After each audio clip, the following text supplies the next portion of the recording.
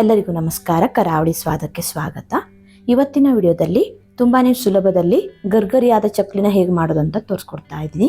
ಚಕ್ಲಿ ಹೇಗೆ ಮಾಡಿದ್ರು ಸರಿಯಾಗಿ ಬರಲ್ಲ ಅನ್ನೋರು ಈ ವಿಧಾನದಲ್ಲಿ ಒಂದ್ಸಲ ಟ್ರೈ ಮಾಡಿ ನೋಡಿ, ತುಂಬಾನೇ ಚೆನ್ನಾಗಿ ಬರುತ್ತೆ.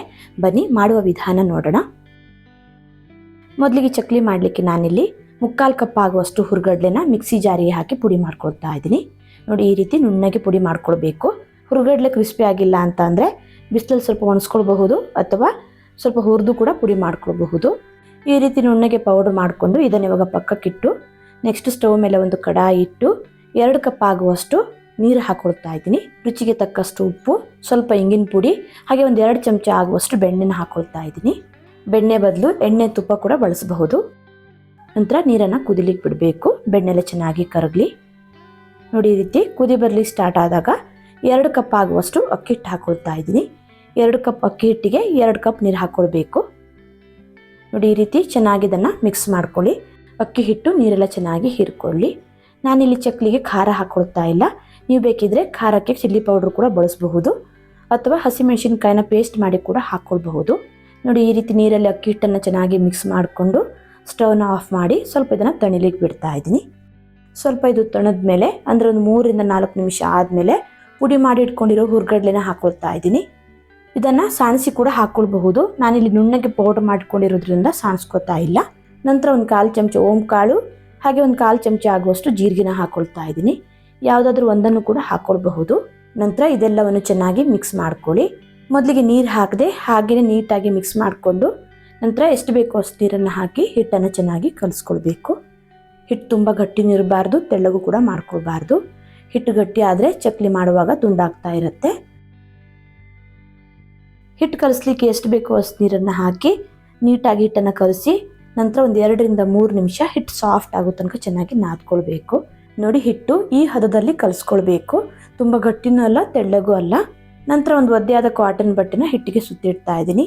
ಹೀಗೆ ಮಾಡೋದ್ರಿಂದ ಹಿಟ್ಟು ಬೇಗ ಗಟ್ಟಿ ಆಗಲ್ಲ. ಚಕ್ಲಿ ಮಾಡಲಿಕ್ಕೆ ಹಿಟ್ಟು ಸರಿಯಾಗಿ ಕಲಿಸ್ಕೊಳ್ಳೋದು ತುಂಬಾ ಮುಖ್ಯ. ಆವಾಗಲೇ ಚಕ್ಲಿ ಚೆನ್ನಾಗಿ ಬರೋದು.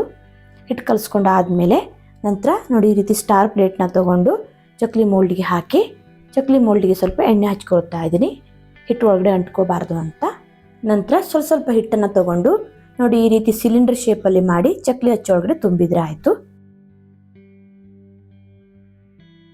ಎಷ್ಟು ಹಿಟ್ಟು ಹಿಡಿಯತ್ತೋ ಅಷ್ಟು ಹಿಟ್ಟನ್ನು ಚಕ್ಲಿ ಮೋಲ್ಡಿಗೆ ತುಂಬಿ ಉಳಿದ ಹಿಟ್ಟನ್ನು ಈ ರೀತಿ ಮುಚ್ಚಿಡಿ ಗಾಳಿಗೆ ಗಟ್ಟಿಯಾಗೋ ಚಾನ್ಸಸ್ ಇರುತ್ತೆ. ನಂತರ ಇದನ್ನು ಕ್ಲೋಸ್ ಮಾಡಿ ನಿಧಾನಕ್ಕೆ ಚಕ್ಲಿ ಹಚ್ಚನ್ನು ಪ್ರೆಸ್ ಮಾಡ್ತಾ ನೋಡಿ ರೀತಿ ತಿರುಗಿಸ್ತಾನೆ ಚಕ್ಲಿ ಮಾಡಿಕೊಂಡ್ರೆ ಆಯಿತು. ನಿಮಗೆ ಚಕ್ಲಿ ಯಾವ ಸೈಜಲ್ಲಿ ಬೇಕು ಅಂತ ನೋಡಿಕೊಂಡು ಆ ರೀತಿ ಮಾಡ್ಕೊಳ್ಳಿ.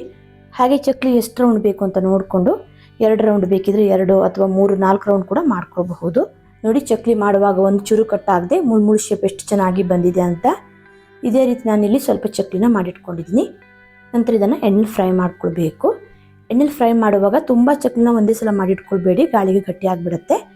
ಒಂದ್ಸಲ ಫ್ರೈ ಮಾಡಲಿಕ್ಕೆ ಎಷ್ಟು ಬೇಕೋ ಅಷ್ಟು ಚಕ್ಲಿನ ಮಾಡಿಕೊಂಡು ಇದು ಫ್ರೈ ಆಗುವಷ್ಟರಲ್ಲಿ ನೆಕ್ಸ್ಟ್ ರೌಂಡಿಗೆ ಬೇಕಾಗುವಷ್ಟು ಚಕ್ಲಿನ ಮಾಡ್ಕೊಳ್ಬಹುದು.